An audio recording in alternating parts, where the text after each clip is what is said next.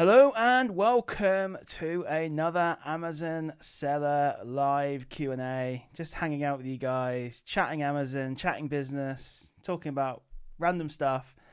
My name's Simon. I'm a seven-figure Amazon seller in the UK, and yeah, I do these kind of like live streams every Monday and Wednesday, 8 p.m, where I help you guys with Amazon, answer any questions you've got, and yeah, just hang out and chat, to be fair. So welcome to anyone who's new. Welcome to anyone who is a regular viewer. I appreciate you guys coming on. I'm just going to put a quick little announcement out to everyone just to let them know I'm online, and then we'll go from there, basically. So these are recorded as well. So even if you don't get a chance to watch these, they are always available afterwards. You can go and re-listen to them and say when you're in the car, driving or prepping, whatever you want. So hopefully you'll always get a little nugget of knowledge out of these things. Hopefully they'll entertain you, but also there's always some little nuggets of knowledge in these things where it could hopefully maybe change the the trajectory of your business or give you a little tip and things like that. So yeah, I feel like hopefully I give up a lot of knowledge and can help you guys. So this is a bit of a last minute one, this one. It wasn't very well organized, but it's all good. Cool, put the announcement out, which is quite nice, and hopefully we'll get a few people on. But yeah, thanks to everyone who's joined anyway. So I just had a nice sale there, actually. We're going to get onto my last month's results in just a second. Okay, apparently I'm quite quiet. Let me just double check that now. Yeah, I can see why maybe I am. Maybe I need to move it closer. Is that any better? Let me know if that's better or not. Maybe I'm just being quiet. If I unlock this, I can put it up to maybe to 46 decibels, see what that does. I don't want to blast everyone's ears out there. So there we go. Hopefully that's a little bit better. I am going into the yellow in the sound bar, so that should be good. But thanks for joining us, by the way, I appreciate it. Regular viewer. But yeah, I just had a nice sale now, actually, which is quite nice. And I'm off to a very strong start to the month, which is really nice. So we'll show you the last month in a second, but this is today so far. So I actually just hit, I just had a sale for £1.27 profit. And I just hit £400, so perfect timing. Ishti saying audio is fine for me. Okay, cool. So anyway, I've put it up to 46 decibels, and yeah, it should be good. So yeah, so obviously a very nice start to the month, which is pretty good. How was everyone's August, by the way? How did it go for everyone? Do you guys have a good month? If you want me to post your August results, post them in Success now in the Discord community. And by the way, if you're not in the Discord community, link in the description. And I'll post them on there and we'll say who they are. If you want to show your results off to the world. So throw them now into the Success channel and we can go from there. Ishtag, or yeah, we'll get Ishtag, hopefully I pronounced that right, has got his first Cogito order coming in Wednesday. Congratulations, well done for getting your first order in. That's amazing. And hopefully everything's going to go well. It'll be perfect. You'll be happy with everything. And then you'll be able to make future orders. So yeah, and then obviously with Q4, Cogito is just going to be insane. I guess we could talk a little bit about Q4 today as well, sort of prepping up for Q4, which is, yeah, something I'm kind of starting to think about. I actually talked about this in my vlog, which will be released probably straight after this, to be fair, or maybe tomorrow morning. I just came with the queue to now edit it today. It's been rendered now, and yeah, so that should be going. But yeah, talking a little bit about Q4 is going to be kind of an interesting topic, I think. But yeah, let's talk about previous month. What happened last month? Let me get my screenshot up. So I didn't quite hit my goal. I did pretty good. I'm not gonna like complain or moan or whatever, but I really wanted to hit that £10,000. I really wanted to hit. Now, this is obviously STK figures. You've got to this is gross profit, essentially. We've got to factor in some expenses here and there. I will say, realistically, off this one, we've got to take about 2,500 off. Let's take 2,768 profit off there. So what does that leave us with? Like £6,000 profit, something around there, basically 7,000 profit. Something realistically like that. So yeah, I think 7,000 profit is probably about what we're looking at, essentially.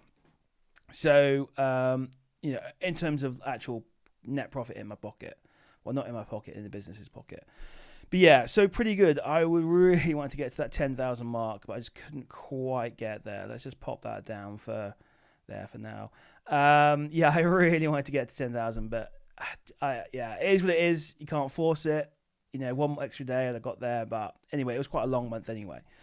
So not complaining. Next month, hopefully, will be £10,000. Now I'm off to a very strong start. So if I can keep doing £400 in profits a month for profit days, then that should be pretty good. But yeah, we'll go from there. Basically, it's fine, and hopefully hit 10. And then obviously Q4 is a bit of a cheating month, really. Of course, I'm going to hit 10,000 in Q4s, like October, November, December. If I don't hit 10,000 months in those days, something's wrong, basically. But yeah, so. Yeah, congrats to Ishtag for sorting out a Cogito order there. That's awesome. So Morgan saying, do you work alongside selling or is it your sole job? So it is my full-time job, yep. But also this is my full-time job as well. So I've got 3 businesses that I run. So initially I quit my software engineering job. And after I did that, I didn't quit it for Amazon. I quit it to do a business. I've got a whole video around this actually. It just tells my entire story, but I'll give you the kind of cliff notes here. So I really wanted to run my own business, and I was in a very well paying job. I enjoyed my job, but I kind of fell out with my boss over working from home. In the end, I quit that job, and I said, you know what, I'm going to do a business. So I sat at home, didn't know what to do. I think it must have been 4, 6, 8 weeks just trying to figure out what am I going to actually do as my business. And I saw some friends getting into Amazon. And I was in a Discord server with them, and I saw them start, and I was like, you don't want to do Amazon. You don't want to do Amazon. I hear all these horror stories. Then they started posting their results, and there were 3 of them. Yeah, 3 of them who were starting. And at first, it was like, oh, £500 per month. I was like, that's pretty good to me. Not too bad. Then it was like, oh, I made like 1,000, 2,000. Then they started posting like 5,000, 6,000 profit months. I was like, what is going on? I was like, this is getting serious now. So I was like, you know what? I've not got any better idea. I'm going to do Amazon. I can't kind of sit by while these guys are making these crazy money. I was like, okay, this is getting serious now, especially with all 3 of them. I was like, okay. And that's how I got into Amazon, basically. So I do this, Amazon, and then after around a year or so, I started my community on my YouTube channel. So I've got my media company, and I've also got a software company as well related, which has got OA Hero. You can see the bottom left there. Or bottom right, maybe it is, sorry, for you guys. But yeah, and that's what I do basically. But everything I do is around Amazon essentially. But that's how it all started, quitting that job and kind of falling into Amazon, almost by accident really, but I couldn't not get into it having seen all that success. So yeah. But no, I don't have a full-time job is the answer. Amazon's my full-time thing. So Tom R is asking a great question. Do you ever use credit to scale? So I'm assuming you mean credit card. I use American Express. I use Capital on Tap. So I wouldn't necessarily say I use them to scale, although they can be used as a scaling tool. You need to use credit cards very carefully. You don't want to obviously over leverage yourself, your business, and then struggle to pay off that bill. But it does give you that kind of leeway a little bit, because if like American Express, for example, if you spend at the very beginning of the purchase cycle on that day, then you essentially have like 40 days where you need to pay it off. So it gives you that little bit of runway where you can maybe have a little bit, push your budget a little. So if you're working with 10,000 capital, for example, maybe you could push it to sort of an extra 2,000 with American Express, something like that. You know, you've got to do it very carefully. But what I do is that I put everything through American Express. I put everything through Capital on Tap because I get the air miles, I get the rewards. So Capital on Tap, by the way, I use for all my Amazon to Amazon purchases where I'm buying from the EU. So where I'm doing a conversion from pounds to euros. So that's the best card for doing. In fact, you know, I'll get you guys the links out here. Why not? Let me get that for you quickly. To anyone who actually wants to get one of these. So that is the link for Capital on Tap, which I'll throw out there for you now. You get £75 when you get it. It's limited companies only, but anyway, that's good for that. And you get 1% cash back. So it comes as credit, Amazon credit, whatever you want. I use Amazon vouchers essentially. But American Express is good for the flights and the points. So you should no matter what you're doing, you should always put it through a credit card. Just don't over leverage too much. And be very careful, of course. But yeah, that way you build up the points, build up the return, the sort of like cash back. You're spending anywhere, and as Amazon says, we spend a lot of money. So I've got enough points now to go to Dubai and back 4 times, I think, with first class. It might even be more than that now. And I've already been first class twice already. So yeah, I mean, that's what you get from the American Express points. But yeah, so I've got some good questions coming in. Hey Adrian, thanks for joining us, by the way. So I'm a little bit behind on this stuff. So ER saying, well, I did better than my first month, so that's good, but I did want a bit more. Fair enough, you know, it's all good. Throw your toolkit out in success and I'll put it on if you want. It's up to you. Mohammed Adam, how's it going? Amazon declined my invoice from Cogita. How can I go about this, please? So I'm assuming when you say it declined your invoice, you mean for an ungate. So I'm going to assume that you need to keep trying. It's as simple as that. You need to. It takes. It used to be much better, ungating. It's become a nightmare. I'm not going to lie. Ungating on Amazon is an absolute nightmare. It's going to take, I'd say, 50 attempts to get ungated. You just got to keep trying. You got to keep doing the same case over and over. There's tricks you can do. You need to rename the file. You can change the file format. So if it's a PDF and it's if you're getting auto rejected by bots, and the way you'll know that is essentially within like 5 minutes it's getting rejected. You need to then do something to try and bypass those bots. You can flip it upside down in a PDF sort of editor. You can just screenshot it so it converts from a PDF to a JPEG. Do the whole upside down thing as well. You can even compress it down to try and reduce the quality, that kind of stuff. It's rubbish really, but you got to do that. But it's just trying to bypass those bots. But it takes time. You can get ungated. You just got to really spend a lot of time doing it. It's a pain. The system's going to be changing, I'm told. I don't know when that's coming in. It's going to make it easier, but yeah, it's a real pain right now. Don't get me wrong, but you got to be persistent. Organ saying currently a truck driver for a wholesaler, but everything goes to plan and could get into the business. Oh yeah, absolutely. So I'm actually currently working on a video right now where I'm basically mapping and planning out all the steps that you need to take to do Amazon and quit your job, essentially. So we'll figure out exactly how much money you need to make from the business so that you can continue to grow the business, but also take money out for your salary and pay yourself a mortgage or whatever it is, and feeding yourself and stuff. So feeding, yeah, and family and all that kind of stuff. So I'm working on that video right now. That's gonna be I've not done a video in a while, like an actual dedicated recorded video, like a high quality one, and that's what I'm doing essentially. Got the whiteboard out and everything. It's gonna be good fun. But yeah, so got the 3 camera angles and all sorts of stuff. But you can't see it in here. But yeah, there's like an overhead camera over there. So but yeah, that's actually I was going to set those up for lives actually, so I could actually crack out the whiteboard. Actually, I need to do that.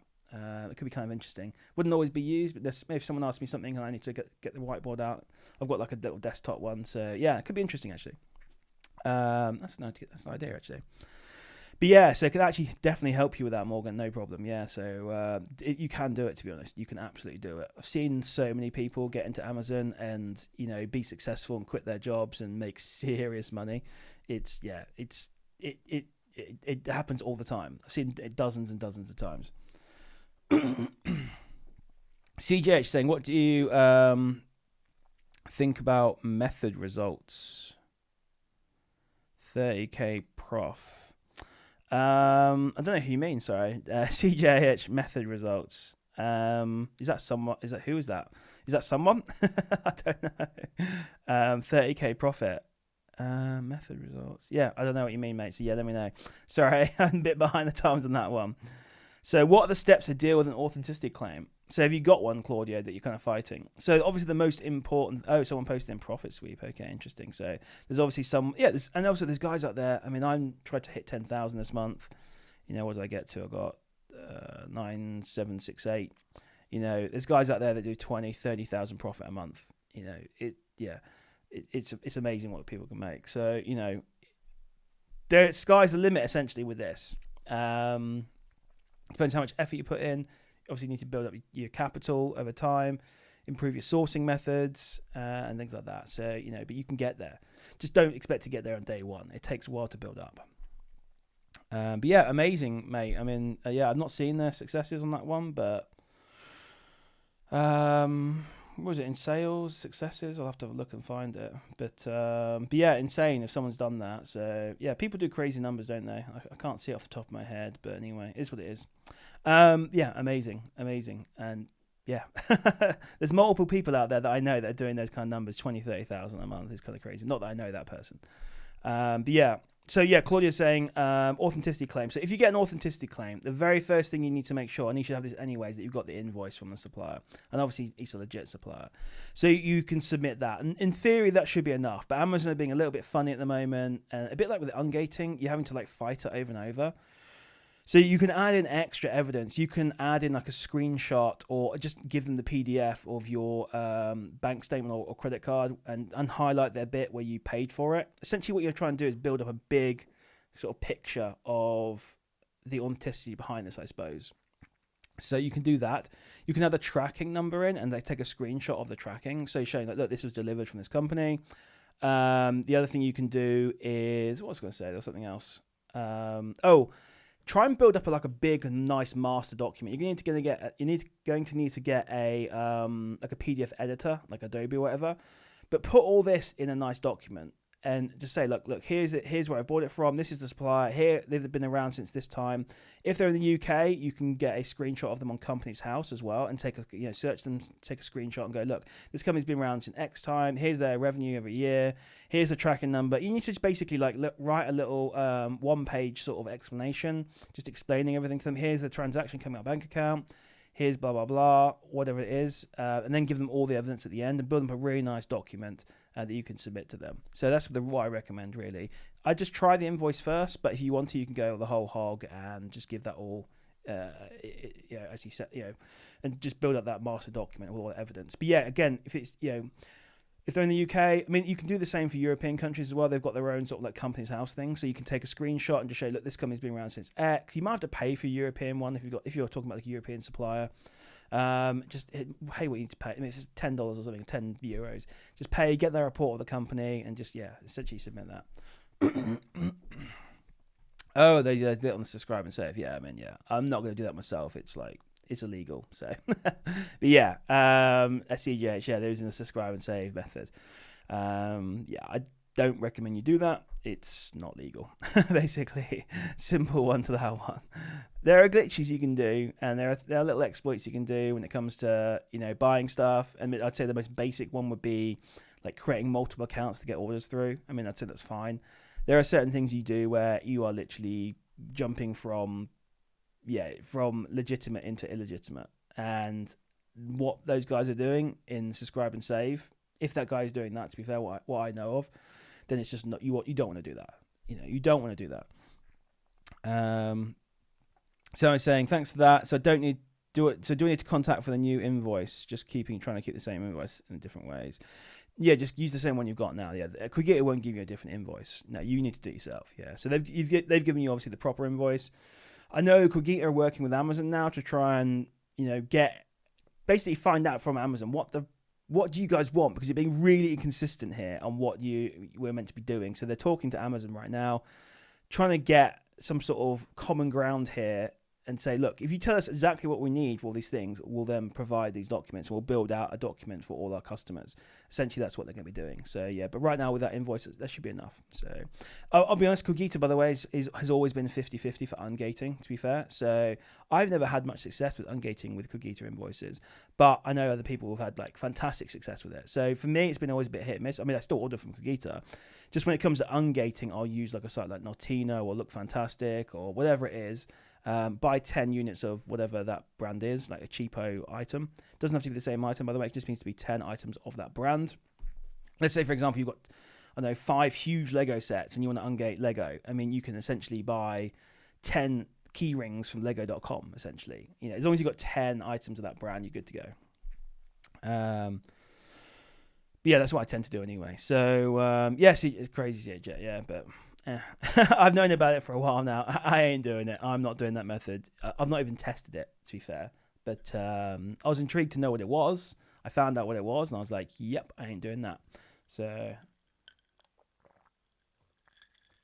Gary's asked, on Cogito price drops, what would be the best file to download so I can see the Arby source? Just logging on now. Sure. So, excuse me, by the way. I wasn't planning on doing let me have a look. I suppose I could quickly jump on a demo for you if you want. Give me a second. I wasn't planning on doing this, but I guess we could do it. That should be fine. Cool. Let me go to... Ooh, have I got Talking Head on? Let's have a look. Let me just make sure I'm muted, and I wasn't planning on doing like a little demo thing here, but I'll show you how to quickly do it. So if we go to Talking Head, you can see the screen here. I'll zoom in a little bit. Right, and then what I'll do actually, I'll just undo that quickly and go to the Discord server, Cogito price drops. Sorry guys, give me 1 second here. Right. So what you need to do is this is quick. This is the Discord. This is my Discord. Ignore. There's a lot of stuff going on left here, but this is the Cogito price drops server. Let me zoom in a little bit so you guys can see. Maybe if I go full screen. It should have been. Apologies if I'm like. Anyway, so you're in here anyway. So on the left-hand side, you've got all these Cogito monitor channels here. We've got 25. This is the percentage drop, so 5 to 10%, 10 to 25%, all the way up to 100%. What you need to do is look at the price change CSV. So you can see every hour it's spitting out price changes, and this will be a file you can put into RBSource. So we can see at 6 o'clock. It basically spat out 336. Before that was 1,000 price drops, 810. So you just download these every hour and put them into RBSource. That's what you can do there basically. So if we get rid of Discord now, and then what you do is you get to RBSource, and you can then should be fine. Wholesale. You go to your scans. You go to wholesale. You go to upload, and then from there you can see I've done some earlier today. You download. You can either combine them together using ChatGPT, or you can just do the hour one. And you click on what the file is, click open, put in whatever the name is, check restrictions. Make sure you're using title image matching, but we're not actually going to do image matching though. And then you select GTIN, UPC-EAN. Then for name, you select product name. Then we just do one of these prices. So I always do latest price including VAT. So price including VAT. And then finally, I scroll all the way across here. I do not select image URL unless I'm doing a separate scan just for images, but I do the Cogito one. I do product URL. So, and then I click start scan. Okay, so that's pretty much how you do it. So Cogito price drops gives you the Cogito price drops gives you all the price drops for the hour, and then from there you basically, and again we're trying to buy things on deal basically. So that's how you do. And again, there should be a link in the description for Cogito. There isn't one for RBSource, but if you want one, you can get a free trial with code FBAMogul30. And yeah, and that's how you do it basically. So hopefully that kind of answered that question for you. I appreciate the question. But yeah, so Adrian was saying, gutted earlier, Paco Rabanne deal, huge drop on Cogito, but only 12 in stock, was 50% minimum order value. Okay, this sometimes does happen. Do Cogito any time in the basket where you look at the sellers of the stock? No. So sometimes what will happen is a seller will do a killer deal where you can get some Paco Rabanne, let's say, for example, but maybe the minimum order quantity for that seller is maybe £1,000, let's say. And the sort of the Paco Rabanne only adds up to like 500 or 600. When that happens, it's very frustrating. You want to check that out. They do not do what's called a cart hold. That's still available for everyone. What you need to do once those Paco Rabannes, in this case, in your cart, go to your cart and click on the seller, and then from there you can then download their catalog. Okay, and then you go through pretty much the same procedure that you've just seen me do there with that seller's catalog of basically those seller's items. Put that into RBSource and then try and find something else that's profitable, or maybe even break even. Depends how good that Paco Rabanne deal is, and then go from there. Basically, that's how you build up the minimum order value. Yeah, it's good, but there's such good deals on Cogito. I mean, it's why I constantly harp on about it. It is so good. There's so many good deals on there. It's just crazy. So yeah, I mean, if you want to get signed up, I don't think they actually fixed it, but I think you can get £100 off your first order. Like you say, that's what you're going to get, £100 off your first order. You might actually get a bit more. They are changing it a little bit, but it used to be 120, now it's 100. I'm not sure if they've changed it just yet. They're meant to have changed it today, but you still might be able to get the £120. So link in the description for that. Use the code FBAMogul, all capitals, to get that credit. But use the link and the code in description when doing Cogito. And I mean, talking about Q4, literally Cogito is the cheat code to Q4. You're going to be able to get perfumes, aftershaves, gift sets in bulk, which is what I'm going to be focusing all my time on. I'm not even looking at video games. I'm not looking at toys. I'm not looking at anything else. I don't have the money to deal with that stuff because all my capital is going to be going into perfumes, aftershaves, like £250,000 basically. I don't have time to worry about other stuff because I know these things sell like hotcakes. So yeah, and all cosmetic items and stuff do well. But yeah, it's just a health and beauty wholesaler essentially for those that don't know what it is. But yeah, anyway, so. Yeah, that sucks. They don't cart hold. You got to try and figure out again. Yeah, get that ordered. Yeah. So Nilby says, "What are your thoughts on multiple people complaining about Cogito claims being ignored?" This is from their own Discord server. Let's have a look here. So I don't know what you mean by claims. You mean Yeah, let me know. What do you mean by claims? Are you talking about a claim with Quigita? Like if you have a problem, or is that what you're talking about? I was in the Quigita server, not earlier, but like a few days ago, and I did ask if people need any help in there. But I knew right now Quigita, they're on a company retreat in Malaga right now, so maybe their customer service isn't quite as good as it should be in the past week. But it is what it is. If you have any problems, if you've used my code, if you've not used my code, I obviously know people who in Quigita. I pushed them. I'm pretty much their biggest affiliate. Also I use the hell out of it myself. Reach out to me, DM me if you're having a problem. I can get it help sorted for you. It shouldn't need to go through me, I'll be honest. I've never had any issues, and I know other people as well recently have been fine. But if you are having a problem, then just reach out to me. I can try and get it sorted for you, essentially. That's all I can say. I mean, you may as well take advantage of me, and take advantage of my contacts, and we'll get that stuff sorted for you. But yeah, if you're having any issues, so look, when you're on Quigita, you're ordering from 500-600 suppliers in Europe, okay, all over Europe, UK and Europe. Sometimes things go wrong. Some suppliers are fantastic and they send things packaged really well and everything's perfect and it's great. Sometimes suppliers, they don't package things well, or things get damaged in transit, and then obviously at that point you need to make a claim. I made a claim the other day about 2 weeks ago for some shampoo. Basically, the supplier put the shampoo in upside down in the box and then put the label on top. And one of them leaked and basically leaked through the box. So I got a refund on it. It was fine. So, it took I think it was 48 hours or something, or 24 hours. I can't remember exactly, to get the refund. It was fine. Submitted all the pictures. That's the other thing as well. You need to submit all the pictures. When you do a claim on Quigita, they guide you through what they need. They want a lot of pictures, just so if you do all that, your claim should be done right away and within 24 hours. So you need to take a picture of the outside of the box, the damaged product, the UPS label, all that kind of stuff. Basically, it guides you through, and then if you do all that and take all the pictures and the evidence, then it will get done quickly. Anyway, let me know what you mean exactly. Oh, for order issues, yes. So order issues, yeah. So if you have an order issue, and then I can't comment on that one really. So if you're having a problem, let me know basically. But yeah, there was someone moaning earlier on. I said I did reach out to help them, but I didn't actually get a response. But I'll be honest, I've not looked through the Discord server in the past week. But yeah, so things happen. Claims depends on the size of it. It shouldn't take more than 24 hours, but sometimes it does. Again, generally, I find it depends on the evidence you send. If you follow the rules, not the rules, but their guides for the photos, that makes sense. So, but no, there's definitely room for improvement on the customer service point. Don't get me wrong. There's always room for improvement. And to be fair, Quigita, they are working so hard. They have a lot of money behind them to kind of. I'm not saying they're perfect. They're definitely not. But they are trying to get better. So, all this feedback, to be fair, is good because I can pass it back to them. I was actually speaking to someone on Saturday, who said, they had an issue. And I was like, you know what? I'm going to tell them about that issue because what happened there was not good. So, it was an order from a very, very long time ago, but I thought I'd feed it back anyway to them. So, don't let it put you off Quigita. Like I say, some suppliers can be a pain, some are fine. Anyway. But yeah, I'll look through the Quigita server after this and just see if I'm missing anything. As agency did that, but it's gone within 5 minutes. Yeah, if there's really good deals like that. Can the Price Drop server do anything with a seller ID number so we can quickly see if they have anything else to meet a minimum order value? That's an interesting idea, actually. I'd have to speak to my brother about how we could potentially do that. So my brother runs that server, by the way.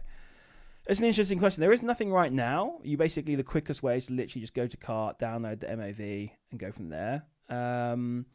That's the catalog, and then chuck it into Arbisource, and just obviously make sure you haven't got check restrictions on. Make sure you're not doing image matching because that slows things down, and go from there.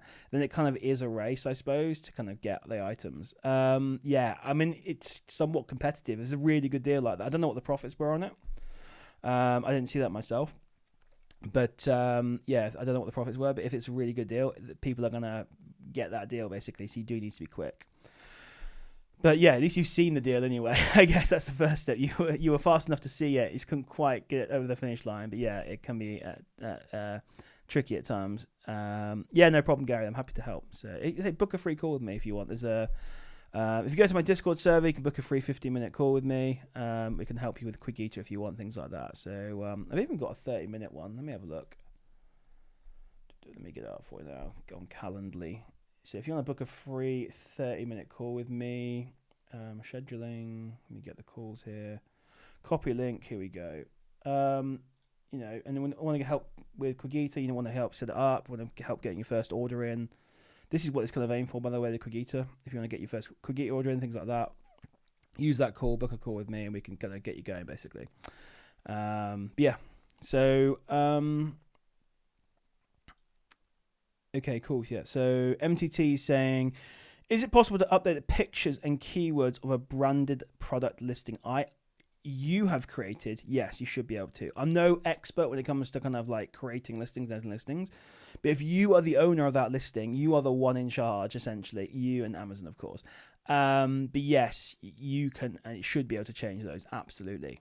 No problem. Now, if it's someone else's listing, like if I jumped onto your listing and I tried to change the images, titles, whatever, my understanding is it sends a suggestion to you and you can either accept it, ignore it, basically. I'd have no input on that, essentially. No ability to change it. I've got a product right now. Actually, it's weird because I literally just sold one now. I'm taking an L on it because the title's just been changed to gibberish and Amazon refused to fix it. So it's not of good customer service. This thing is a perfume. It used to have the correct title on there, blah, blah, blah, 100 mil, whatever it is, you know, EDP, whatever, EDT, I can't remember what it was now. It's been changed to some gibberish now. It's been gibberish now for about a year. And Amazon just refused to fix it because they don't own the listing. So, yeah, the title just is broken, essentially. It just looks rubbish, you know, just bad. Anyway, it is what it is. But, yeah, if you own the listing, you're in control. Just be nice. If you end up stop selling that listing and other people jump on it, don't change the title and stuff. Just leave it. Just be nice. Be nice to others.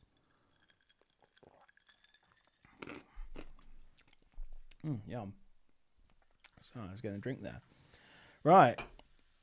So Nilby's saying, all you influencers, I hate that phrase, but okay, need to understand your experience is going to be the best.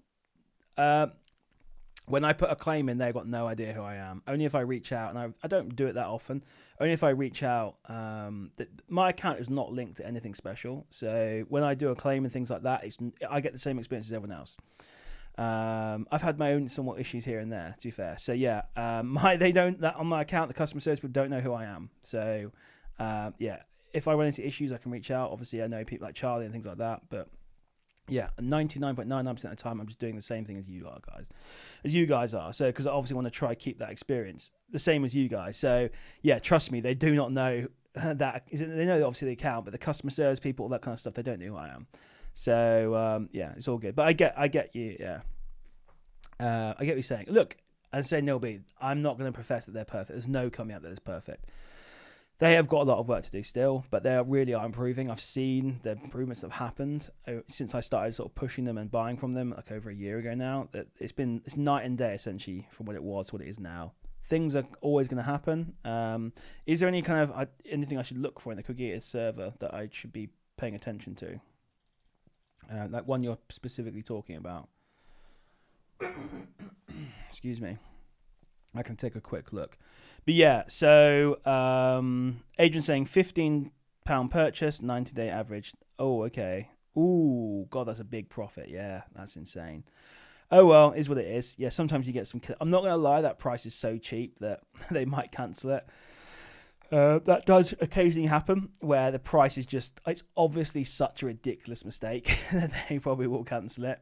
Yeah, but it seems that I've got that amazing one. It's still worth ordering and trying because sometimes it does ship, and I've had one or two where they have shipped, and I've been like, wow, okay, I've just made a load of money now. So yeah, but anyway, I'm glad you're getting on there, Adrian, and yeah, you're having good success on it and stuff like that. So yeah, have you placed your first order yet, Adrian, or not? Have you managed to get your first order in? Let me know. But yeah, any more questions, guys? If you've got any more questions, let me know. But yeah, Q4 is fast approaching, and I think we need to think about and talk about prepping ourselves for Q4.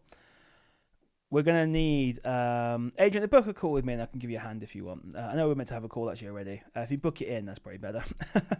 But yeah... you can use the link above actually if you want. So Q4, we're fast approaching October, November, December. Obviously, this is the best time of month for Amazon sellers and all retailers. This month, we need to start thinking about clearing your stock and getting some capital back. So if you've got any sun cream, any summer items, anything that you think is going to do really poorly in winter, hats and whatever else, time to maybe take an L on those, get your money back, and have your capital ready to deploy into Q4. That's what I'm doing. I'm evaluating through everything, not just like winter stuff, but other stuff. I'm like, well, been holding that one for a while now. It's not really recovered. I might take a small loss on it. I might maybe break even. I might not make quite as much profit as I want. I'm going to just take the L on that and really bring that capital back because I want to be in a position where I've got a load of money for Q4 and I've got enough money to pay off my Amexes. But yeah, that's what I'm thinking of doing now. Basically, I'm going through and clearing that stock. You basically got a month now to start. And to be fair, even into October, it's still a good time to start clearing this stuff. But you really want to have your really good stock in by sort of December at the latest, really. But November, pretty much. So you've got a couple of months now to really start clearing through that stock. But let me know if you agree with that strategy or not. But that's what I'm doing. I'm starting to get rid of stuff. If I have to take a small loss on it, I'll do that, and just get that money back. Because I'd rather take a small loss on something now, a 5% loss, whatever it is, get that money back and be able to buy something at 30, 40, 50% ROI, and have it sit there and wait for it to break even or whatever it's going to do. So, that's what I'm going to be doing, basically. Excuse me, go on. Morgan saying, what are your thoughts on selling a product that Amazon themselves sell? I have no issue with that as long as they're not they're not coming on and killing the price. How does it work if you undercut Amazon? Would your listing go above theirs so the customers see would you get the buy box, essentially is what you're saying. So you can undercut Amazon if there's enough margin in there for you. Now, there's a very good chance they're going to price match you. Undercutting people is just a silly game because as soon as you undercut, everyone's got reprices, including Amazon, and within about 5 seconds flat, they're going to have repriced on you. You're probably going to get I'll probably say it might take 10 minutes before the website updates with the prices. So you'll probably have a 10-minute window, maybe less, to have that kind of lower price. It's just not worth it. And what you do is you undercut, and then everyone else follows you, and then you undercut, and everyone follows you. Everyone's got software tracking these things, so it's just pointless, essentially. So when it comes to selling on listings with Amazon, you obviously need to use Keeper, see what the buy box percentages are, see if Amazon do share the buy box. The only caveat to that is you need to make sure other sellers have been on the listing as well. There's no point, I've seen it multiple times now, where someone said to me, look, Amazon's got 100% buy box. And I go and look at the history, I'm like, yeah, they're the only seller. Of course they had 100% buy box. Or, so you need to make sure there's other sellers on there and see if there's 20 other sellers on there and Amazon's still got 100% buy box. Oh, and the other caveat as well to that as well is not only is Amazon on the listing and there's other sellers, the other sellers are competitively priced to Amazon. Again, there might be 20 sellers on there and Amazon, and someone says to me, Amazon don't share the buy box, and Amazon's at $4.99 and everyone else is at $9.99. Well, of course Amazon's not sharing the buy box. Now, that's obviously a little indicator saying that Amazon, when they come onto the listing, and this oftentimes happens where Amazon will pop off and on listings, essentially. My hand all over the place right now. They'll come on and off listings. When they come on, they really kill the price down. So maybe on this listing, they'll jump on, they'll be $4.99. But when they come off, price goes back up to $9.99. So there's opportunity there when Amazon are off to sell items. Now you need to look at how often Amazon are in and out of stock. You can use Keeper. You can see how often Amazon go in and out of stock. It's a tricky one. I wouldn't say I'm like dying to be on a listing with Amazon, but I don't necessarily avoid them. I do all this analysis and make these decisions and go from there, essentially. But yeah, depends how good a price you get it for as well. God, my throat is messed up tonight. They sell the items that are 5K sold them at nice, yeah. So if you price the same with Amazon, are you going to make a profit? It's probably the first thing I'm looking at. So if you look at Amazon's typical price, can you make a profit selling at that price? Is the first thing I'd look at. SSA saying, hi mate, are you finding Amazon tanking more with taking time? I see the word T. I thought it's tanking. Amazon taking time with processing and making items available for Prime. It's taking 10 to 14 days for me. It all depends on what prep center it gets sent to and how you're sending it as well. Are you using pallets? Are you sending UPS? Are you doing DPD? All those have different processing times. It obviously depends on the prep center as well. But yeah, it can get slower, especially as we're starting to ramp up for Q4 as more people are sending stuff into Amazon. probably check-in times could be slower. Now, last year they were really good with Q4. They hired a bunch more staff. They've just introduced this new fee, which is like 5 or 10p per unit, whatever it is, to help supplement the cost of Q4, which is ridiculous if you ask me, but it is what it is. It's Amazon. You can nothing to do about it. Essentially, I'd say, there's nothing you can do about it, essentially, but I've not noticed it too much myself. It depends what prep centers you're using. Hey, Zara, how's it going? Thanks for joining us. Zara made her very first Amazon sale today, so everyone give her a round of applause for that. Well done, Zara. You've been persistent and pushing on here for a while now. You finally got that first sale, which is amazing, so well done. That's absolutely cracking. She messaged me today saying got the first sale, which is absolutely amazing. Where are you on the DMs, actually? This just shows you how many DMs I get. You're like miles down the list. So, yeah. It's amazing. Well done, honestly.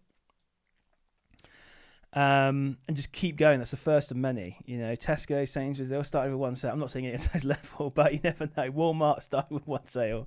You never know where this might end up. You never know.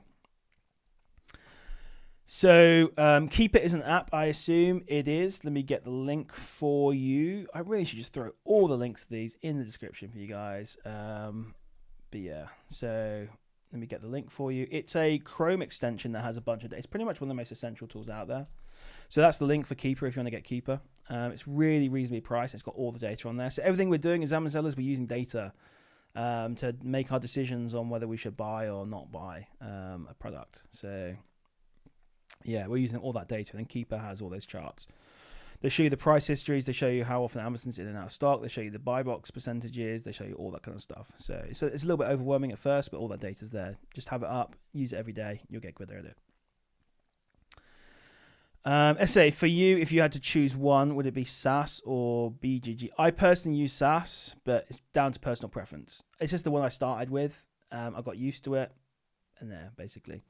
But there's people that love BuyBot Go, or BuyBot Pro, I should say. It's down to personal preference, to be fair. So I use SellerAmp myself. Again, I'll show you the link out there if you want for that one. That's SellerAmp as well. Those are kind of the two main tools you really need, and then you need a profit management tool. There's a bit of a controversy around SellerTalk. I probably won't go too much into that, but yeah. I'm looking to perhaps jump ship onto another platform, so I'm testing out a few right now. I'll let you know which one I decide to go to, but saying that there's a SellerTalk 2.0 coming out as well, so it could be kind of exciting. The game is hotting up for sort of profit sort of management. What do you call them? Like just management, Amazon management tools or profit tracking tools, I suppose. Yeah, Amazon profit tracking tools. That's really heating up. Hey, Snappy, how's it going? Thanks for joining us, by the way. How accurate are sales per month on these softwares? You don't use them, use Amazon. So look at Amazon, and if it's over 50 sales per month, confirmed sales, they'll tell you. So Amazon, it's from the horse's mouth, essentially. They will tell you. Let me get a screenshot of one. I've got an item up here. Actually, I'm not going to show that item. Let me get another item. I go for my classic PS5 example. Here we go. So if I get a screenshot of this quickly, and then I quickly just highlight this, get an arrow going quickly on this one. Quick little arrow so you can see what I'm talking about. Let's make that arrow blue. So you guys can't see this just yet. Be able to see it in just a second now. Cool, save. Right, so there we go. So you can see, I did that quickly. You can see Amazon tells you 1,000 per month bought in the past month. Excuse me, guys. Sorry.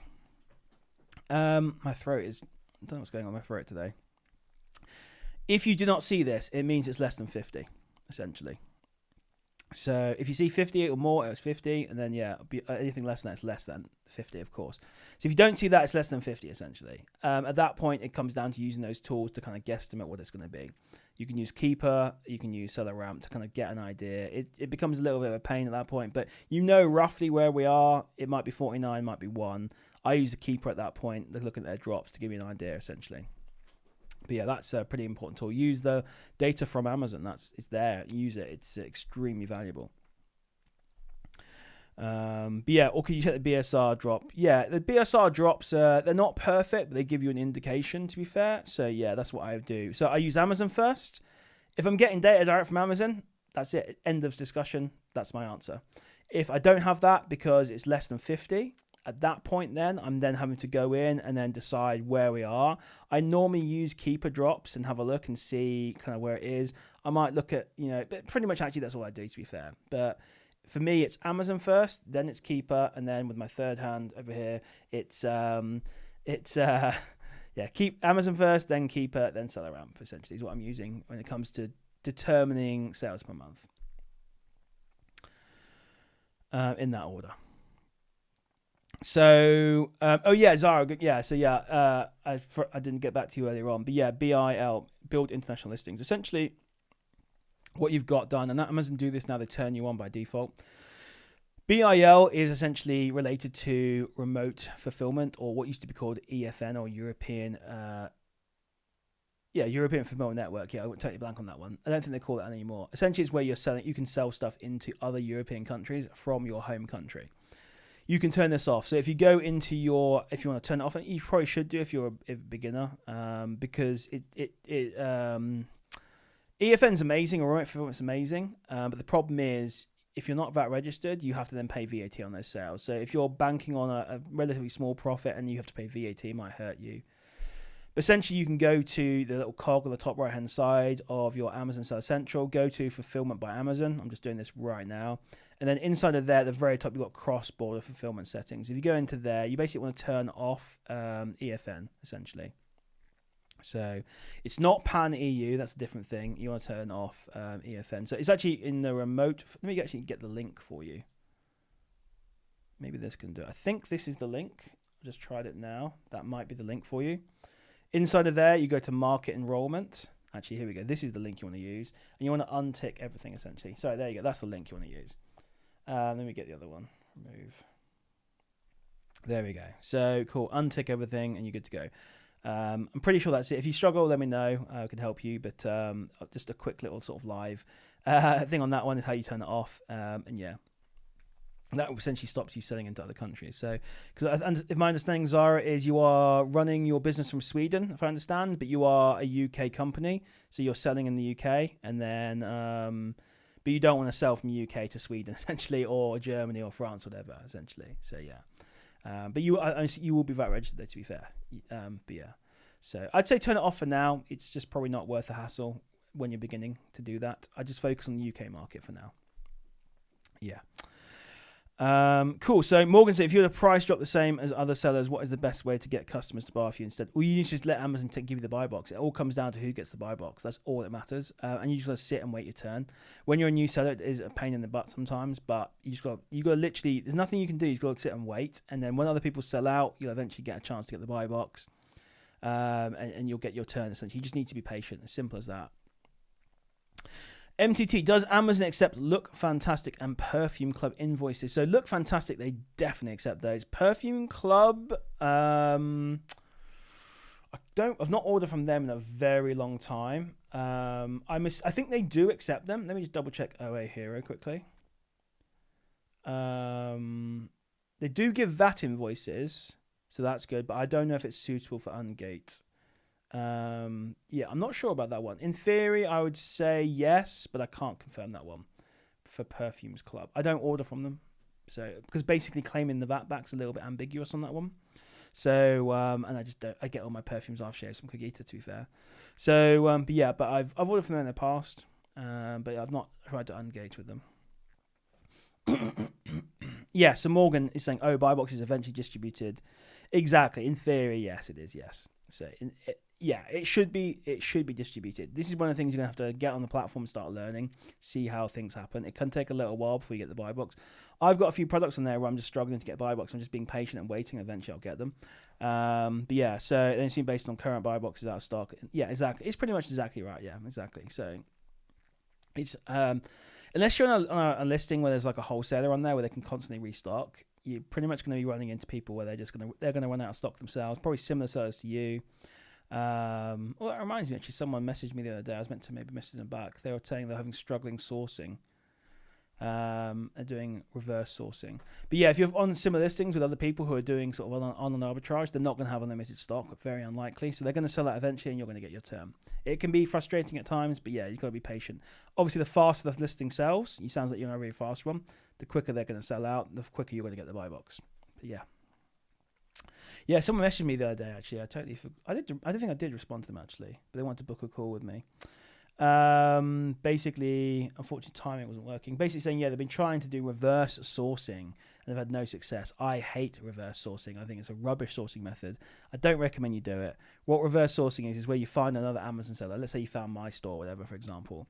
You then look at all my products that I'm selling and then you try and reverse where I bought them from. The thing is, I buy all my stuff on sale. So that sale has been and gone, probably, most likely. So then trying to find that product where I bought it from is literally a pointless exercise. So it is the most basic level of sourcing that virtual assistants will do. It's the most lazy and rubbish way to do it. If they do that, get rid of them, essentially. Reverse sourcing is not a good method. I think when you get a bit more advanced, it can actually come around and be an okay method, potentially. But I'm not a fan of it myself, really. So it can be a useful tool at times, but it's not ideal. The only caveat I'm going to say to that is if you are new and you're reverse sourcing people, it's a good way to maybe see the kind of products that people are selling and understand the brands and things like that sell. So you might say, hey, this guy sells loads of Paco Rabanne. That can maybe in your mind go, okay, Paco Rabanne's a good brand I can keep an eye out for. In that regard, it's quite good just to look and see what they're selling, the brands and stuff. And if you do try and reverse source it, maybe you'll find some sites you've never heard of as well. So it could be a good sort of discovery kind of method and tool to when you're first new to Amazon, when you're new to Amazon, learning about all these sites and brands and stuff could be quite good. That's about the only time I like reverse sourcing. But yeah, so Morgan's saying, as an example, if a product is at 1 sales per month, and what would be the ideal number of stock to be? It's impossible to say, really. Essentially, what you need to do is take the number of sellers at a competitive price, basically the buy box or plus or minus 5%. Take that number, let's say it's 5, and let's say you're getting 1,000 sales per month. You can probably, although it doesn't actually work out like this, but as a theoretical exercise, you'd essentially get 200 sales per month, essentially. It doesn't quite work like that, but it gives you a rough idea. So if you were to jump on that and you're going to be competitively priced, you could realistically aim to look to get 100 or 200. The longer you're on a listing, the more stock you have, the longer you're on a listing, the more chance you're going to get of getting a high buy box percentage. That is basically Amazon look at all this stuff. I see that as a good way to calculate. Yeah, exactly. It's the best we can do. It doesn't always work like that in reality, but that's essentially the best we can do when it comes to that kind of thing. But remember, they said longer you're on the listing, if you're someone who can restock it, you could be one of those people that ends up dominating the buy box. Amazon look at all this kind of stuff. They want what's going to be best for the customer. So if you're a reliable supplier of that product, you get very few returns, you get very few complaints, all this kind of stuff. It can all help, essentially, if you're always in stock, etc. So yeah, that can all factors in. So that's why it can be kind of hard at times to get the buy box when you first jump on the listing, because there might be someone else there who's been on there for a while, got their stock in before you, all this kind of stuff. Have a better seller rating, etc. So, but yeah, that's pretty much the best way. Like, yes, look at the other sellers that are competitively priced. So let's say, for example, you're looking at a product that is £10. I'd probably factor in sellers that are around £10.50 to £11 maybe. People that are close to the buy box. Maybe 12 in that case. But say anywhere between 10 and 11, I'd count all those sellers up and then I'd divide the sales per month by those sellers, that number of sellers. I wouldn't factor in, I've seen people make this mistake before, they'll count every single seller, including one that might be sat at £20, £30, £50, whatever. They're never going to get the buy box those prices, so why are we even factoring them into it? But I've seen that mistake before. So you only want to factor in the competitive sellers. But yeah, so yeah. That's pretty much the best way to do that one. So any more questions, guys? The hour's gone pretty quickly. I do appreciate you guys coming on.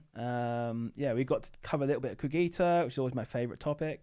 We got to cover some good questions around the authenticity, ungating.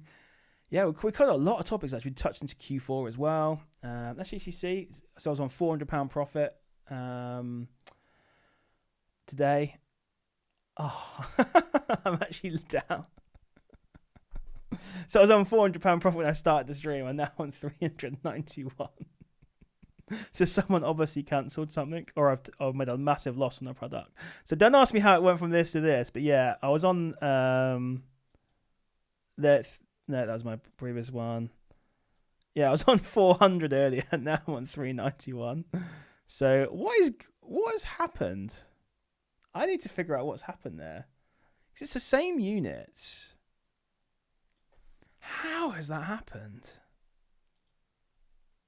That is so weird. Huh. I have no idea how that's happened. That is extremely strange because it's the same number of units. But my sales are a lot higher now. The only thing I can think, I have to look through, is that is so strange that someone has cancelled an order and then that was quite profitable. And then someone else has made another order which was not as profitable. Is the only thing I can think. So I might be making £10 profit on one that got cancelled, and then someone else has made another order since then. And yeah, I've got one here I'm losing 19p on. So that must have been it, basically. Weird. Okay, that's so weird. Yeah, refund it. It will be that. Yeah, CJH. Yeah, it has to be that. Basically, I've had a cancelled order and then I've had another order. That's why it's still 77 units. But yeah, so yeah, I was like, oh, hopefully I made some more money during the stream. No, I've lost like a tenner, basically. So I'll send you guys my PayPal link, and you can. I don't know how you do it, but you chip in and make me that £10, please. I'm joking, of course. But yeah, divide it by yourself or whatever, or just £10 each is fine.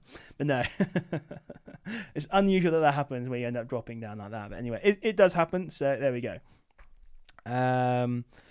Zion saying, have you ever tried getting invoices from Superdrug? Yeah, they take you ages. So again, if you use this amazing tool called OA Hero, you'll have all this information on there. So if I go to Superdrug, for example, apologies if you've already got it. But if we, if I go there, screenshot this quickly. Sorry, I'm being an idiot here. We can see OA Hero, my Chrome extension, the sponsor of this video. We have this information here. So if I throw that on there, you can see this is what it tells you. Superdrug, well, a great site to order from for multiple orders, but when it comes to VAT invoice, it says they can be it's at the very bottom there, it can be very slow. Yeah, and they also only issue VAT invoices to VAT registered customers. You can't quite see that, I don't think there. Oh, there we go. Sorry. There we go. So you got the VAT number, all that kind of stuff on there. But yeah, VAT invoice info, contact customer services, Crest invoice. They can be very slow to issue VAT invoices and only issue VAT invoices to VAT registered customers. So this is all the information that's on OA Hero, by the way. Link in that description for that. So yeah, but yes, it's yeah, do not use Superdrug for ungating, things like that. I mean, obviously you can buy from them, just accept that you're going to take 2 months or whatever to get the invoice. But that was a good one that set me up beautifully for OA Hero, actually. Thank you. Everyone's going to think you're like a mole. Who's this Zan who came out of nowhere and asked a question about, well, didn't ask about OA Hero, but I managed to weave it in there. So but yeah. Yeah, absolutely. Well, you've got all that information on there. So the ones to avoid, the ones to get, the ones to what sites that are really good to buy from, all that kind of stuff is on there. Plus loads of the goodies in there as well. So my favorite one, to be fair, I'll show you. Again, I wasn't planning on pushing it too much, but it is my software. So let's do it. This is the thing I like the most. Just gone to Hugo Boss. Actually, no, let's go on to Molten Brown. Actually, let's do Hugo Boss. So you can see on Amazon, it inserts into Amazon. You can see that it says hard gated under Hugo Boss, under the Boss logo. So it tells you this stuff on Amazon, and you get the same on Cogita as well. You also get good information like, if we go to Molten Brown, open up one of their products, you'll get to see, you get this nice little informational thing as well. Let me get rid of this. It's a little bit compressed, but anyway, you get the idea. So you can see Molten Brown did parallel imports the other day. So on the 14th of July, they issued a parallel import claim. But yeah, so you get all this information on there trying to keep you out of trouble, which is pretty good. Plus you get all the retailer information. You also get the GTIN, EN searching on Cogita. You get all that information. It's fantastic. I like it. It's a pretty good tool, to be fair. But yeah, I'm biased, of course, but I use it myself. Yeah, so can you do an interview with Flipping at 30? Yeah. Why are you asking that? Why you suddenly bring up Flipping at 30? You post some amazing results or something? But yeah, I can do that. I've spoken to him before. I'll try and arrange something. Absolutely. So yeah, but I'm intrigued to know why you're asking. But yeah, he's a good guy, to be fair. I can reach out and see if he'd be willing to do something.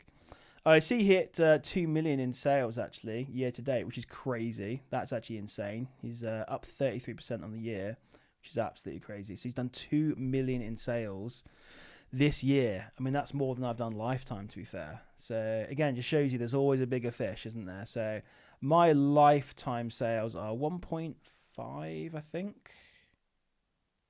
Yeah, literally 1,500,000 and 503,000 essentially. I'm like 17p off 503,000. Yeah, so insane really. But yeah, so he obviously there's another levels to this essentially. That is his full-time thing, to be fair. He doesn't do anything else. He just does Amazon. I am crazy and do other things like this and other things, so it takes my focus away from doing Amazon on full-time. But no, yeah, it's insane. People do crazy numbers on there, to be fair. So yeah, I think last time I spoke to him, it was around the middle of the year. He was already on, I'm going to say 500,000. No, was it 500,000 profit? I feel like he was. No, he might have been on 400,000 profit. Yeah, I think he was on 400,000, I think, for the first 6 months. Something like that anyway. So yeah, anyway, pretty good. Yeah. Obviously, there's some crazy. It just shows you like the level that people can get to on Amazon.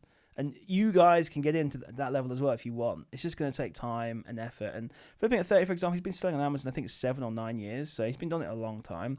So it's not like he's just overnight built up to 2 million sales in a year. It's taken him a while to get to that point. But obviously, he's, yeah, he knows what he's doing. And he's been in the game a while. But yeah, you guys can get to that level. Like, it can be done. It's just going to take time. And it all pretty much comes down to experience and capital.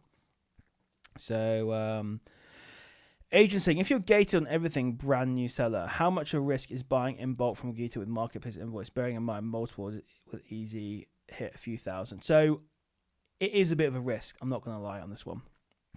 I would like literally 4 months ago, 5 months ago, I said you'd be fine. Just essentially, if you buy, let's say you buy a bunch of Packer, bam, you try and get it ungated with Cogito Invoice, give it 5 or 10 goes. This is the advice from like 6 months ago, let's say, or 5 months ago. If it doesn't work, just go on to Notino or somewhere and buy 10 units, and then with that, and then get ungated on that, essentially. Is what I said. Now it's a little bit trickier because Notino used to be a guaranteed ungate. It'd take a few attempts, but you'd always get ungated. I don't think I've ever been rejected on Notino if I've been persistent with it. But nowadays with ungating, it's really difficult. So you don't want to be stuck with all that stock and not be able to sell it. It does become riskier. It's a bit of a sort of like a bit of like a chicken egg situation. You see these deals, right, and you want to buy them, but then without buying them, you're not going to get ungated. So, and then if you go and then let's say you see this amazing Packer Rabanne deal and you pass up on it, and then you're just like, okay, well, I'm going to go ungate Packer Rabanne through Notino, for example. You may not see another Packer Rabanne deal for like another 6 months. I never really say to people like ungate brands you don't actually have to sell. So it can be a tricky one, to be fair. It is a very tricky one. Yeah, I'd say I actually don't know what the answer to that one is.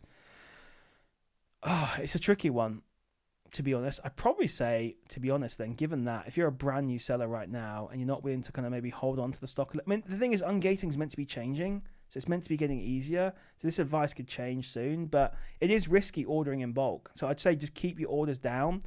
Do the minimum order quantity on Cogito if you're going to do Cogito. Don't go crazy. Just be happy getting the minimum, minimizing your risk. Try to ungate, and then if that doesn't work, you can use like Look Fantastic, Notino, places like that. Get some stuff from there, and then use that to ungate. Like break even or slight loss or even slight profit sometimes. Ungate it. It is a pain, to be honest. It is. It's a tricky one. It's an interesting question actually. What's my kind of like advice on that one? But yeah, it's yeah, Amazon not making it easy right now, but yeah. It's meant to be changing though, so hopefully it has to change, to be fair. It has to change, otherwise the marketplace will end up dying off for new sellers. And even for me, people like me who are existing sellers still struggle to ungate right now. it just gets to a point where I'm like, okay, I'll just move on to something else then. So, it might get to that point. Also, I'm trying to sell Amazon here, but this is the truth of it. So they need to fix it, essentially. So I'm trying to get this sorted. I'm trying to, I can't really say more than that, but I'm trying to get this sorted, essentially. It needs to be fixed.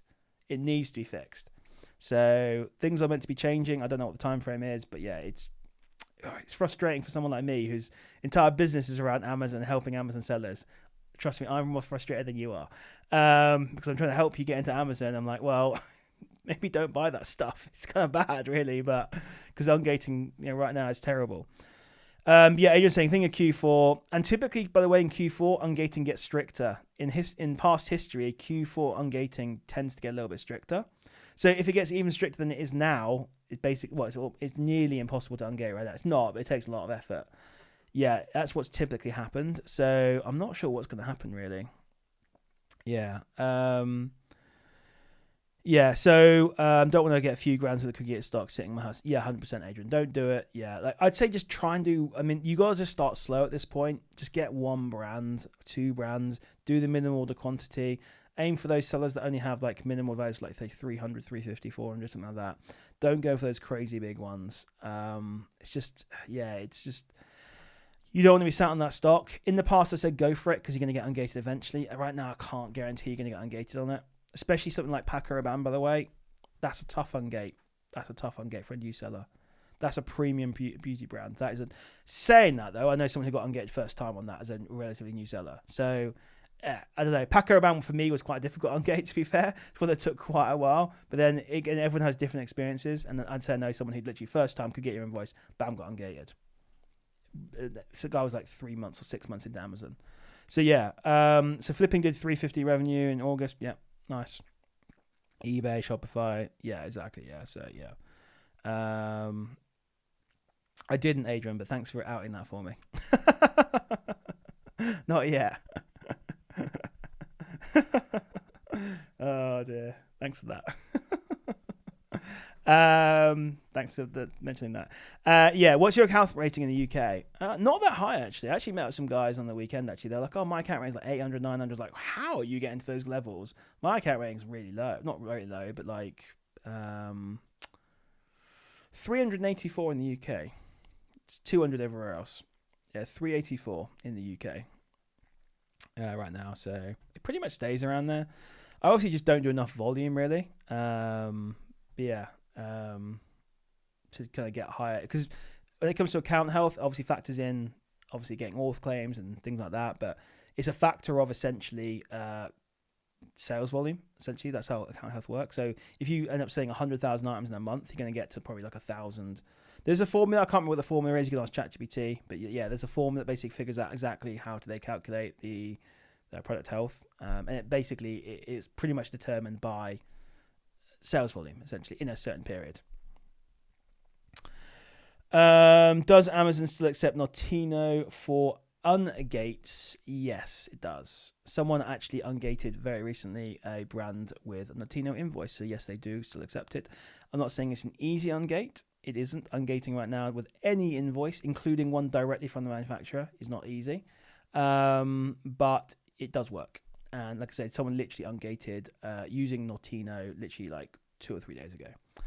What brand was it? It was... Ooh, it's a good question, actually. I did ask the brand. I can't remember what it is now. But yeah. What was the brand? I cannot remember. Sorry, guys. No, Marc Jacobs. There we go. Okay, Marc Jacobs. Yeah. I was like, I knew what that brand was. I was like, what was it? Yeah, Marc is a good brand, to be fair. That's a very good brand to sell.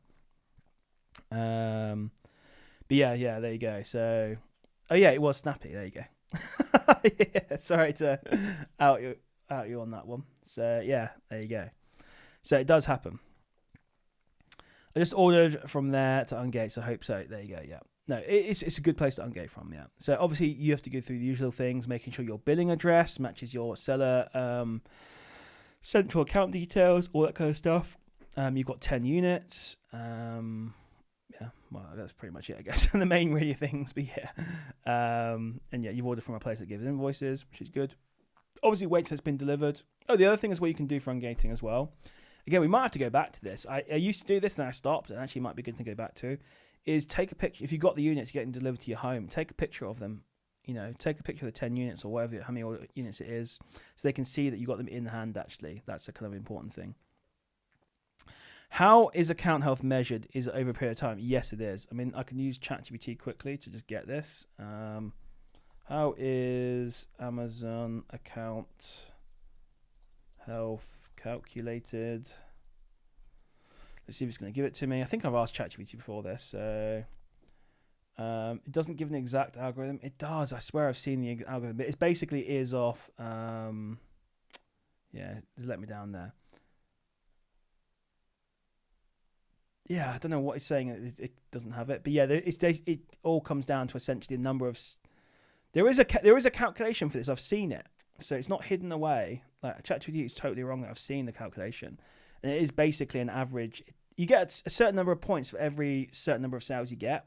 So it's something like for every 100 sales you've had, or every 1,000 sales you've had in the past 3 months or something, you get like 5 points or something like that, basically.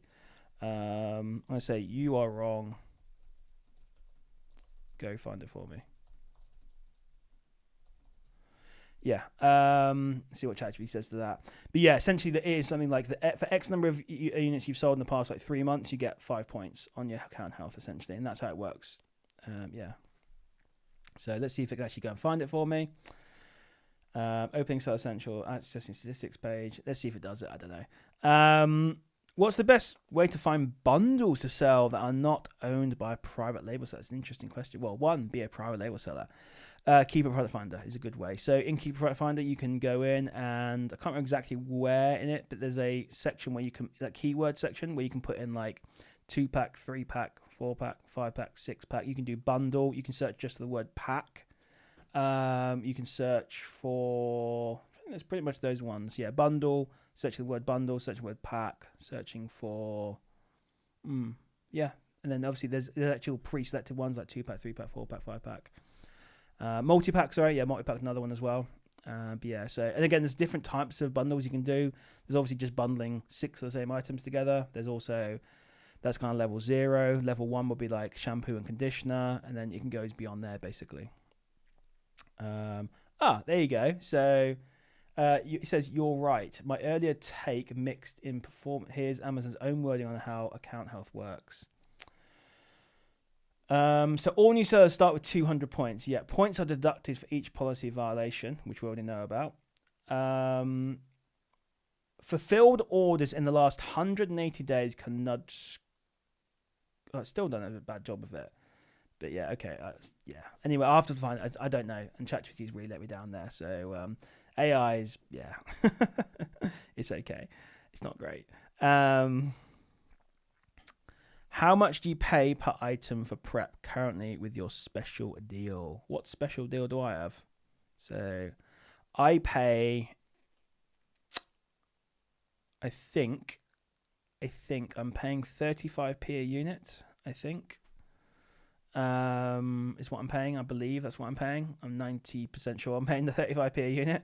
Yeah, that's what I'm paying. So I've got a pretty good rate, but I send a lot of volume in as well. So, you know, like just last month, how many units did I sell last month?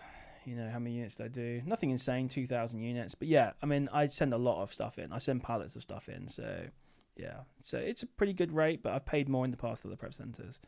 So, but yeah. Send more in, you'll get a better deal, essentially. I hope that answered the question on the bundles anyway. So they can be really good, to be fair. Yeah, sort of, you got level 0, level 1 kind of bundles, and then but beyond there it goes a bit more complicated, I suppose. But yeah, that should help you on a lot of that. Cool, guys. Any final questions before we wrap it up then? Let me know. I need to get some dinner, actually. I'm getting hungry now. But yeah, I need to go shopping as well. But yeah, let me know, guys. If you've got any more questions, don't mind staying on for a little bit longer if you've got any more questions. But yeah. Q4, guys. As I say, take my advice earlier. Start selling through some of that crappy stock. Get your money back so you've got money to deploy into Q4. That's a very important thing to do now. While you've got the time, it's not too late to do that now. But now is the perfect time to do it. Get rid of those summer items if you've got summer items. And yeah, so who was I was speaking to someone the other day about perfumes aftershaves, and they're saying, "Oh yeah, the packaging changes every year because it's kind of interesting. I didn't realize this. Someone told me this. I was like, oh, it makes so much sense. Like every year, packaging on a lot of perfumes aftershaves, gift sets changes.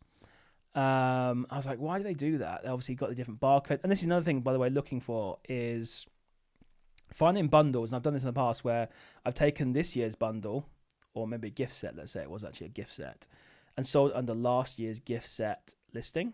All the items are the same inside, just the packaging changed. And actually, someone told me this. I can't remember who it was now, but said, oh, the packaging changes every year because if someone likes the same thing and they want to give them the same thing, they don't want to have the exact same packaging. Or if it's the same perfume, then it feels like a newer gift. And I don't know if this is true or not, but it does make sense to me if it's under a different packaging. So that's kind of why they change all these packagings every year. But there's opportunity there where you can essentially, as long as it's the same item and the packaging's not too dissimilar, it can be fine, especially when it comes to gifts, because someone who buys a gift are on, and I'm saying it needs to be pretty much identical, to be fair. It's just like when packaging is slightly different, but the items are exactly the same. But obviously the person buying the gift is not the person receiving it, so the person receiving it doesn't know what the Amazon listing looked like. So there's some opportunities there where you can sometimes, like I did with the Sanctuary Spa gift set, the packaging changed very so slightly. I thought the new packaging looked nicer, but it was sold on an older listing, did very well. So there's opportunities there as well for that kind of stuff. Oh, yes, giveaway code for today's live. Absolutely, Tom. That's a good question. It is called... Oh, God. Give me 1 second. I did have this in my mind, and I've just totally lost it. But yes, if you want to enter the MacBook giveaway, which is... Oh, I'm not going to get it now. It's in the box. It's over there, though. I've now bought the MacBook. I need to get that out, actually. Crack it out. How to enter. If you want to enter and get a chance to win a MacBook giveaway, link in description. Every time I do one of these, or mostly every time I do one of these lives or videos and stuff like that, there's a code that's a little reward for coming on and watching. So today's code is going to be nearly Q4, all capitals, nearly Q4. So that is the code for today, the entry. So nearly Q4. MTC saying the prep center would book DG same as a prep person at home, right? So why is a prep center better for DG? Not necessarily. They may have special contracts in place when it comes to actually doing DG, for example. So you're not guaranteed to get insured if you do it at home. I'm pretty sure you won't be insured, to be fair. I mean, call UPS and ask, but prep centers should have the correct contracts in place to actually send DG and actually have the insurance. So yeah. Yeah, that's pretty much it, essentially what it comes down to. So it all depends what contracts and stuff they've got in place. But yeah, that's pretty much the answer to that one. Again, it all depends who they send it through. Some send it through UPS, some send it through DPD, some send it through other ones. So I know DPD, a very old prep center I had, they set up a contract with DPD. They had to jump through so many hoops to get that contract in place. It just wouldn't be practical for you to do it yourself. So I do recommend use a prep center for DG. If you guys want a recommendation of prep center right now, use Your Prep Mate. That's the one I'm recommending right now. So give them a go for Q4. Tell them obviously that I sent you. It'd be pretty nice. But yeah, Your Prep Mate. You can also use as well Source to Store as well as another prep center I recommend. So I'll be getting a few more prep centers on board as well. So I'll be able to recommend a few more. But those are the two I can recommend right now. Because obviously Warehouse Goblin shut down. Which is a shame. But yeah, it is what it is.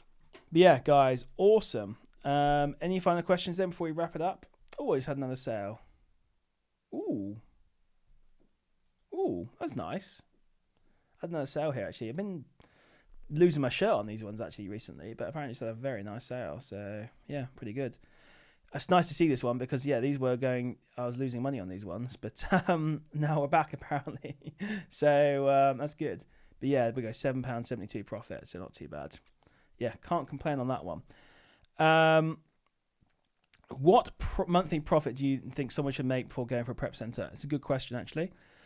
It all comes down to your time. How much time do you have to in your Amazon business, and does the prep time start impacting on your sourcing time, essentially? So if you're doing this full time and you've spent all your money on sourcing and you're looking for twiddling your thumbs and things to do, then you can just prep yourself as long as you don't mind doing it.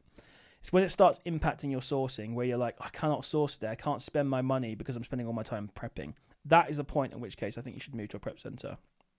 Essentially, at that point, you're buying back your time and you're basically taking what is essentially a low value task. You're paying someone else to do it. And then you're basically using your time to do a higher level task, which is sourcing.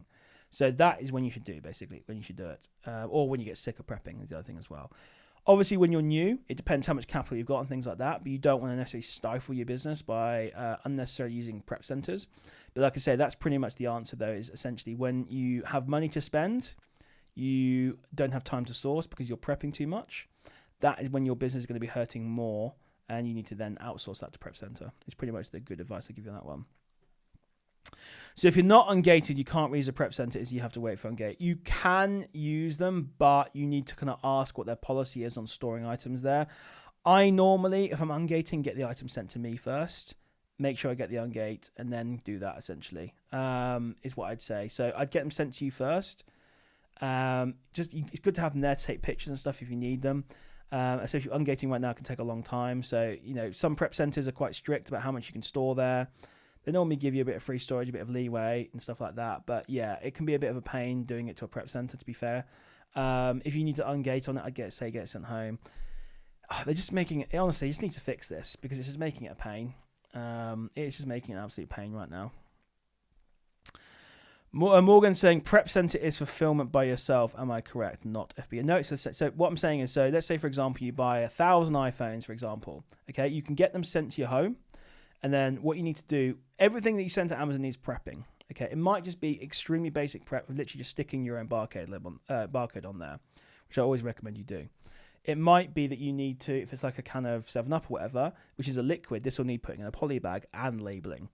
In some cases, sometimes you need to wrap it in bubble wrap if it's a glass item, things like that. So everything needs some element of prep. So you can't go direct from wholesale or retail or whatever to Amazon. There has to be someone in the middle to prep the items and build up the shipments. That can be you, or it could be a prep center, essentially. That's essentially what that is. So it doesn't matter. It's all for FBA, essentially. It's both for FBA. And yeah, prep center will do that all for you. Because if you get like 1,000 iPhones, you'll sit there peeling stickers off, labeling up the iPhones, and sticking it in a box. It takes up time. iPhones are quite an easy one, to be fair. Wait till you start polybagging things up and bubble wrapping them, whatever, and bundling things and things like that. So that's where it becomes more time consuming. So if you don't, it's good to start off doing that, I suppose. And I'd also recommend as well, when you first start out, just learn how to do it yourself. I think it's good to just understand the process. Even if you're planning on using a prep center, as long as you've got the space and the ability to do it, I'd say just start prepping, even if it's just the most basic sort of prep, for the first month or two at home, just to understand the process, and then you can outsource it, just so you understand the process. No, they don't do the prep for you, no, Morgan. They do everything else for you, but you need to prep it for Amazon. Once you've prepped it, so essentially, the basic level is putting a barcode on that item, which identifies it as your stock. Okay, or it could be as much as putting it in a poly bag. You need to prep those items for Amazon. Once you've done that and you send it to Amazon, yes, they do everything else. They store it for you. It sits on the shelf. When someone orders, they'll pick it off the shelf. They'll pack it into a box. They'll send it off to the customer, essentially. But you need to do some prep work before then. For example, if it's a 7-Up bottle, they don't want your things of 7-Up leaking all over the other customer's stock. Okay, so you need to put it into a poly bag if something gets damaged, for example. So it needs some sort of prep done to it, essentially, before it will be able to be put into Amazon's warehouse. Can you do a sourcing session where you don't source Cogita, please? Sure, I can do. I mean, I've said this multiple times. Yeah, I need to organize myself first, but I can do one, definitely. Let's do one. I'll wait until there's like a sale on, and then we can go from there, basically. It would be pretty boring if there's nothing going on. But yeah, I'm going to get back to doing some more OA sourcing, to be fair. So I find a kind of a new category, which is quite nice. So I need to get back into doing that. But yeah, I'll do some, but majority of what I'm doing is going to be Cogita. But yeah, I'll do some sourcing. All right. Can't give up all the secrets, but I'll do some. And the reason I can't give up the secrets is because I kind of announced this in my vlog, which is not released yet, but I'm going to be doing mentoring again. So for those of you that find it hilarious that I've flip-flopped between all this, but yeah, I'm going to be doing mentoring. I've had too many people message me who've done mentoring in the past, and it's just been rubbish. There's so many cowboys out there. I was actually talking to, I actually met with some Amazon guys on Saturday, And they're like, "Oh, we're in Nottingham, and do you want to come out?" So I was like, "Okay, I'll go out." And they were just talking about these guys on TikTok, just absolute jokers selling mentorship. So I can't stand by it anymore. There's too many. Literally, I do so many one-on-one calls with people, and they're literally saying, "Oh yeah, I bought mentorship here. It was rubbish. I bought mentorship here. It was a scam." One person even paid for 3 mentorships, and they're just as lost now as they were when they started. It's just a joke, really. So I'll be doing that. If you want to reach out to me for that. PrepMate would be the best prep center. Then there is. Is there anything I should be aware of? So Morgan's saying prep. So it's your PrepMate. If you're on my Discord server, there'll be I can put a tag you. Do you want to DM me, Morgan, and I'll send you the link to it and stuff like that. That's what I recommend now. Or just go with that one basically. I don't want to complicate things.